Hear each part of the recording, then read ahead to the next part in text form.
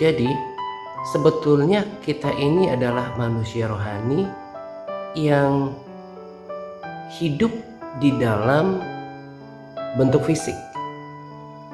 Artinya bahwa kita ini tidak hanya hidup di dalam dunia jasmani, dunia yang kelihatan, tapi kita hidup di dalam dunia rohani. Jadi kalau kita bisa berinteraksi secara fisik dengan orang lain di dalam fisik, maka sejatinya kita bisa berinteraksi dengan hal-hal rohani di alam rohani, yaitu tepatnya dengan Tuhan. Jadi bukan sesuatu yang aneh kemudian ketika kita bisa berinteraksi di dalam dimensi yang lain, yaitu alam rohani. Karena kita ini, sekali lagi saya katakan, bukan cuma manusia jasmani, tapi manusia rohani juga. Saya mau berikan kesaksian yang terbaru hari ini, tepatnya sebelum saya doa siang gitu ya. Sesuatu di dalam hati saya berkata bahwa sudah waktunya untuk bersaat teduh siang gitu ya, untuk berdoa siang. Beberapa hari sebelumnya saya melakukan sebuah aktivitas yang pada saat itu, pada jam itu juga saya mestinya berdoa.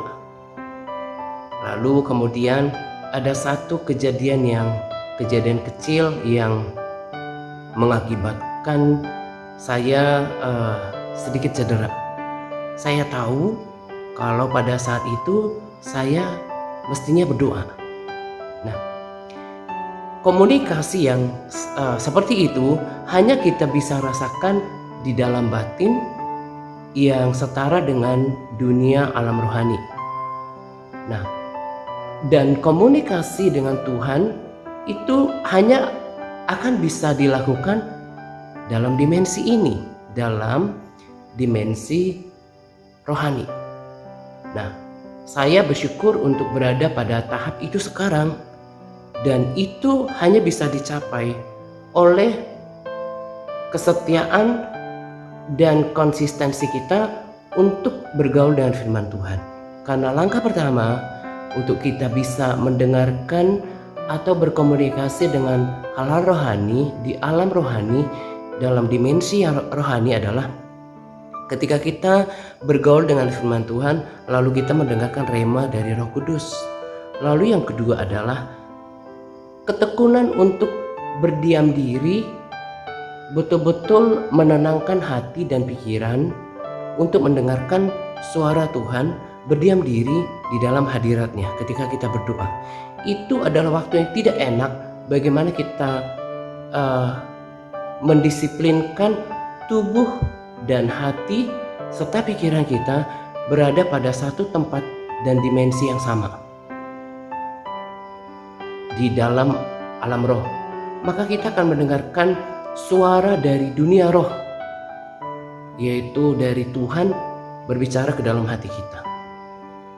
Lalu tahap yang ketiga yang lebih tinggi daripada kedua hal tadi, setelah kita terlatih untuk mendapatkan rema dari pembacaan firman Tuhan, kemudian berdiam diri di hadirat Tuhan.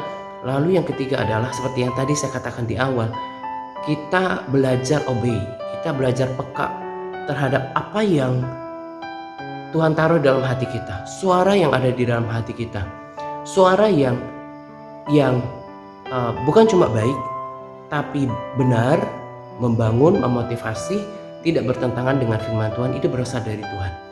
Kita harus belajar untuk obey, untuk peka dengan itu, maka lama-lama kita semakin memiliki sensitivitas yang tinggi untuk berkomunikasi dengan dunia rohani. Jadi orang Kristen mestinya tahu bahwa kita tidak hanya bisa memahami apa yang terjadi di alam fisik, tapi juga di alam rohani. Sebab kekristenan itu adalah perkara rohani, dan Allah yang kita sembah adalah Allah roh. kiranya apa yang saya sampaikan pada video singkat ini membuat kita mengerti dan terdorong dan ingin mengalami bagaimana hidup dalam dunia rohani. Sebab tadi saya katakan kita hanya bisa mengenal, mendengarkan suara Tuhan ketika kita berhasil masuk pada dimensi yang lain, yaitu dimensi rohani. God bless.